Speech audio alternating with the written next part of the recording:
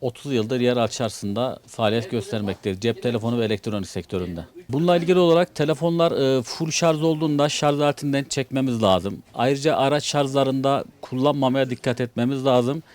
Bir de şarj aleti ve batarya üreticinin tavsiye ettiği şekilde amper ve voltaj olarak onlara uygun bir şekilde servis orijinali malzemeler kullanırsak batarya ve telefonumuzda sıkıntı yaşatmayız. Yan sanayi ve kalitesiz ürünlerden uzak durmamız lazım. Yani şöyle cihazın desteklediği modele göre şimdi atıyorum 20 amper ya da 20 watt şarj aleti destekleyenler de var. 67 watt destekleyenler var.